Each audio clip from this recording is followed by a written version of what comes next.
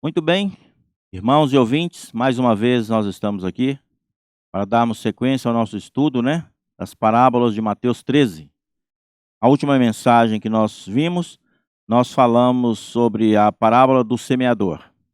Nós vimos que o semeador saiu a semear a boa semente do reino. Semente é a palavra de Deus, a pessoa de Jesus Cristo. E essa semente nós vimos que ela é uma boa semente. Mas vimos também ali vários tipos de solos. E os solos, cada um deles representando o nosso coração, mostrando a importância que tem de nós abrirmos o nosso coração para que Deus possa então agir através de cada um de nós. E hoje, dando sequência, nós vamos ver um pouco mais. Hoje nós vamos falar sobre a parábola do joio, não é? Então, nós vamos continuar em Mateus 13, e esses pontos que nós estamos vendo, eles dizem respeito sobre a aparência exterior do reino dos céus. Nós já vimos que o reino dos céus está inserido dentro do contexto do reino de Deus. O reino de Deus, ele é eterno. E o reino dos céus, ele é uma inserção dentro do reino de Deus. E o reino dos céus é a realidade do viver de Cristo em nós por meio da igreja. Então a igreja é a realidade do reino dos céus quando nós vivemos Cristo. Então hoje veremos então em Mateus 13, dando continuidade aqui, nós vamos ver o capítulo 13, versículo 24, que diz para nós assim: outra parábola lhes propôs, dizendo: o reino dos céus é semelhante a um homem que semeou boa semente no seu campo. Então, aqui fala que o reino dos céus é semelhante a um homem que semeou boa semente no seu campo. Como nós já vimos, essa boa semente é Cristo, e é a palavra também. Cristo é a palavra.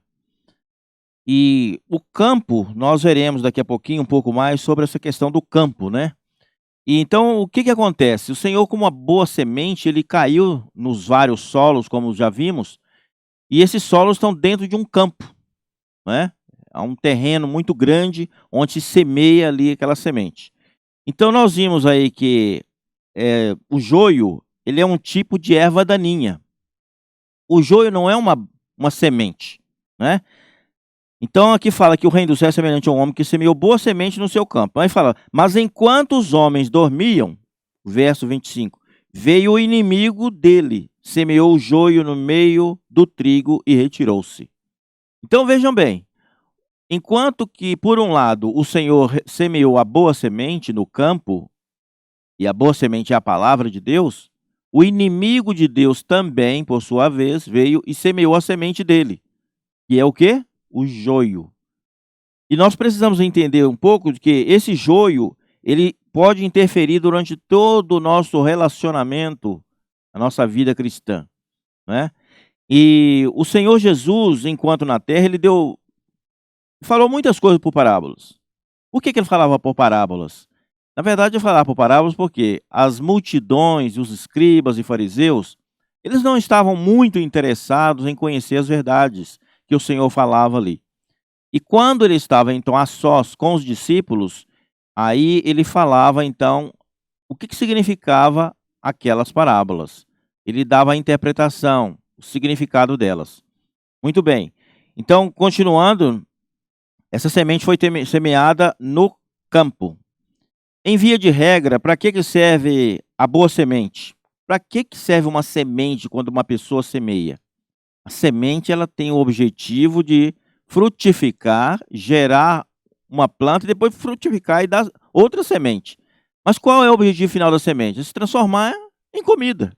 Não faria sentido, né, você semear um campo com trigo, depois você colhe o trigo, põe no celeiro e aí? Vai fazer o que com o trigo? Ele vai ser processado, virar farinha, fazer pão e servir de alimento para comer.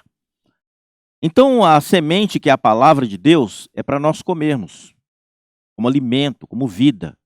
Jesus falou que as palavras que eu vos tenho dito são espírito e são vida. E ele falou também que a palavra é para nosso alimento. Ele falou, quem de mim se alimenta, por mim viverá. Mas ninguém come o Senhor fisicamente, não tem como comer a carne dele, né? Os escribas e fariseus escandalizaram porque ele dizia que a carne dele era comida e o sangue era bebida. Só que ele falou no sentido figurativo e eles não entenderam aquilo. Então nós temos que entender que a palavra do Senhor é a comida. O Senhor, né, em forma de palavra, não é? Ele é a comida e ele também é a bebida para nós. Quando estamos no Espírito, o Senhor pode então ali vir, né, e nos suprir com essa palavra, com esse Espírito, com essa vida. Então Cristo é a boa semente que, após semeada no coração humano, ela produz o quê? O que a semente produz? Os crentes. Então, quando nós ouvimos o evangelho um dia, esse evangelho entrou dentro do nosso coração e produziu em nós o quê? O ato de crer. Porque diz que a fé vem pelo ouvir. E ouvir o quê? A palavra de Cristo. Então, quando Cristo semeou a palavra, a semente, na boa terra, que é o coração que aceitou a semente, essa semente germinou, ela produziu algo. E esta semente representa, então, o nascer ali. A vida de Deus nasceu, ou seja, a regeneração aconteceu.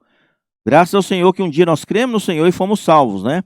Então, prosseguindo aqui no capítulo 13, ainda o versículo 26, fala: E quando a erva cresceu e produziu fruto, apareceu também o joio.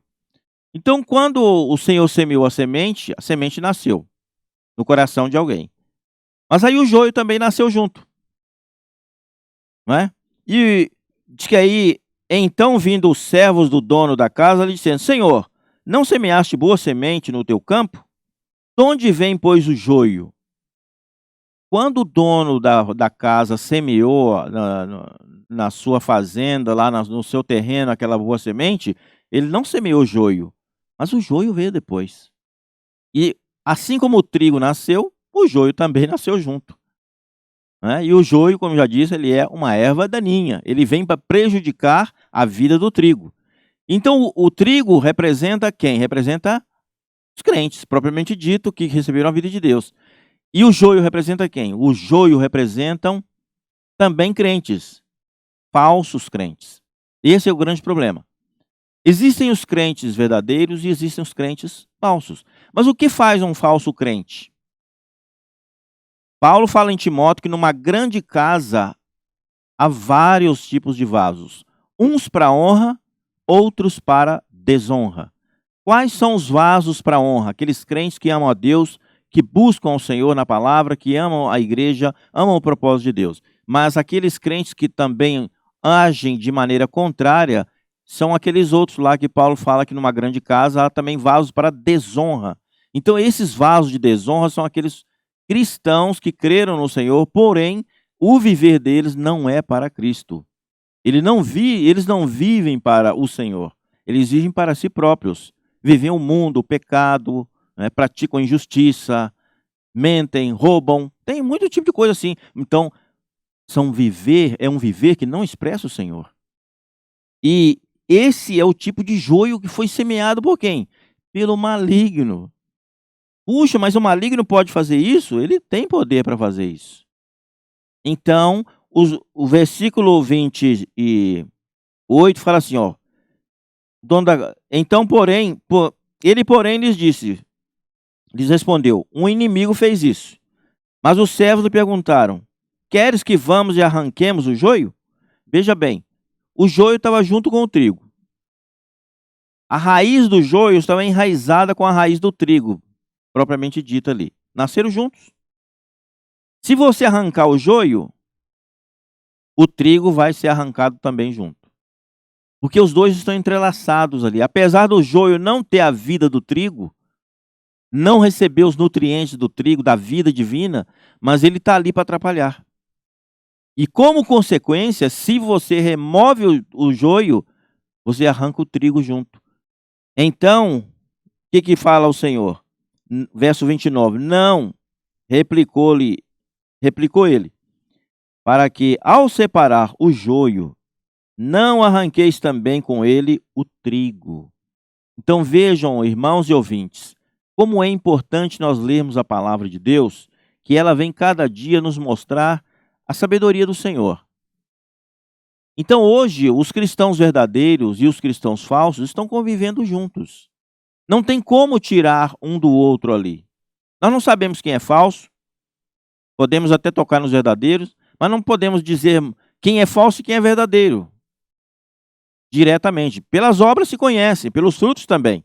Mas não cabe a nós julgar ninguém. Ah, você é falso, você é verdadeiro. Não. O Senhor tem o tempo para fazer isso. Então, quando nós semeamos para todos, né? E como eu disse antes, o campo, o que é o campo? O campo é o mundo, não é? O povo judeu, no Velho Testamento, era considerado como uvas, como uma vinha. Quando uma pessoa tem uma vinha, o que ela faz com a vinha? A vinha é uma propriedade particular. Uma vinha não é para todo mundo entrar dentro dela. Uma vinha é uma propriedade específica de uma pessoa ou de uma família. Ela é uma propriedade particular. Então ninguém pode chegar ali na vinha e colher os seus frutos. Isso mostra que os judeus antigamente, então no Velho Testamento, era uma propriedade única de Deus. Ou seja, era um povo escolhido só para ele. Nós não tínhamos parte. Mas quando Jesus veio no Novo Testamento e abriu o caminho, ele abriu o caminho para todos. Então se tornou um campo. Agora não é mais uma vinha, é um campo aberto. E nesse campo ele semeou a semente. Por isso que nós vimos na parábola anterior que uma caiu à beira do caminho, outra em solo rochoso, outro em solo pedregoso, outro entre os espinhos, até que achou um solo que era boa terra. Porque o campo é muito vasto, o mundo é amplo, e ao semear, você não sabe em que tipo de terra, em que tipo de coração a semente vai cair. E germinar e frutificar a 100, a 60 e a 30 por um. Que o Senhor conceda a graça que cada um de nós seja uma boa terra, não é? E esse é o desejo de Deus. Louvado seja o Senhor. Então, irmãos e ouvintes, nós precisamos atentar que a palavra de Deus mostra que o trigo é para alimento. Jesus certa vez falou para os discípulos assim, ó, as multidões estavam ali famintas e estava já no entardecer, e os discípulos falaram, Senhor, despede as multidões para que elas possam chegar em tempo às suas casas. Jesus falou assim, olha, dá-lhes voz de comer. Porque não tinha nada para comer. Então aí, o Senhor Jesus mandou eles assentarem, e ele ali multiplicou os pães, e eles comeram, se fartaram e foram embora. Mas o que significa isso na prática? Na prática significa que hoje nós vamos ser o alimento para as pessoas, levar Cristo como alimento, como suprimento de vida. Então, a semente, ela é para alimento. Quando nós semeamos Cristo, para que as pessoas sejam alimentadas também com Cristo. Não é apenas para elas serem salvas. Porque uma vez que a pessoa é salva, ela é salva do pecado, da condenação eterna, mas a vida continua. E o que vem depois da salvação? Os problemas continuam do mesmo jeito. O fato de uma pessoa ser salva não implica que os problemas deixaram de existir. Eles continuam e, às vezes, ficam até piores. O ponto é, nós precisamos olhar para o Senhor para que Ele nos dê graça para vencer. E nesta hora, o recém-salvo, ele precisa de quê? De alimento. Ele precisa ser suprido. Com o quê? Com a palavra. E essa palavra que nós temos que levar, essa boa semente, ela produz e ela vai então suprir as pessoas nas suas necessidades com Cristo. Então Cristo é esse alimento vivo, né, que nos supre, e Ele supre as pessoas. Graças ao Senhor por isso.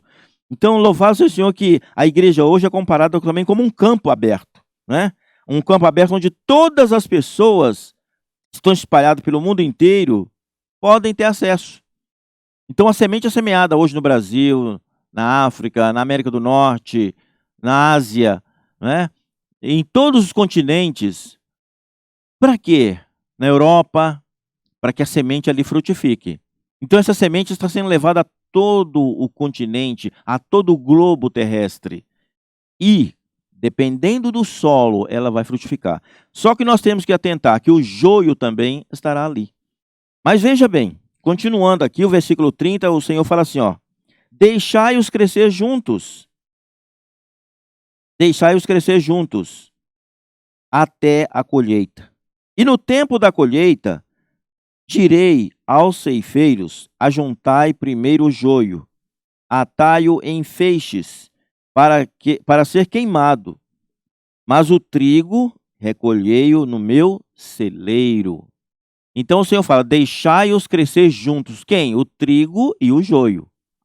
Enquanto estão crescendo juntos, aparentemente o trigo e o joio se parecem muito. A ramagem deles ali, a sua formação são muito parecidas. À medida que eles vão crescendo e começa a amadurecer, começa a surgir as diferenças. Porque o trigo, quando amadurece, primeiro os cachos dele caem, se pendem para o chão, mostrando que é um ato de dignidade, de submissão, é como nós devemos ser para com o Senhor. Por outro lado, o trigo, ele se torna, depois, quando maduro, ele fica uma cor dourada, amarelada, assim, uma cor ouro. E isso é o trigo. E o joio? Quando o joio amadurece, ele fica escuro, fica preto. Aí está a diferença. Nessa hora, e também o joio não tem fruto que supra ninguém. Porque é uma erva daninha, né? Então nós vemos, irmãos e ouvintes, que o Senhor nos chamou para sermos supridos em primeiro lugar, num primeiro momento, e num segundo momento, suprimos as pessoas com Ele mesmo. Nós precisamos suprir as pessoas com quem? Com Cristo. A necessidade hoje que as pessoas têm de Cristo é enorme, é muito grande. Nós nem imaginamos. Mas quando a palavra chega até os corações das pessoas e elas são supridas, ali o Senhor pode fazer a sua obra. Louvado seja o Senhor por isso, né? Então, aqui fala que deixai-os crescer juntos até a colheita. E no tempo da colheita, direi aos ceifeiros. Quem serão os ceifeiros? Os anjos serão ceifeiros. Lá em Apocalipse fala para nós que no final dessa era o Senhor enviará os seus anjos aos 4 cantos da terra e eles vão ceifar a messe. Eles vão colher a messe que estiver madura. O trigo vai para onde? Vai para o celeiro. O que é o celeiro? O celeiro é o reino vindouro. Nós já falamos aqui em várias outras mensagens a questão do reino, né? O reino é uma recompensa que Deus dará àqueles que forem vencedores. Então, o celeiro, propriamente dito, é o lugar, é o reino para onde irão esses grãos, esses crentes. Mas aqui fala que ele vai ajuntar primeiro os grãos para o celeiro. Ajuntai primeiro, e aí fala também assim, ó, deixai crescer juntos até a colheita, e no tempo da colheita direi ao ceifeiro, ajuntai primeiro o joio, primeiro vai juntar o joio, atá-lo em feixes para ser queimado. Mas o trigo será recolhido no celeiro, que é o reino. Então o joio ali terá um destino diferente. Ele vai ser queimado. O joio não estará no celeiro, propriamente dito. Ah, mas e agora, como é que fica se eram crentes? Tem crentes falsos, verdadeiros? Uma vez que a pessoa creu no Senhor Jesus, sendo ela verdadeira ou falsa, ela creu no Senhor, não é verdade? E Deus tem um tempo para lidar com esse tipo de crente que não é verdadeiro, mesmo sendo crente falso.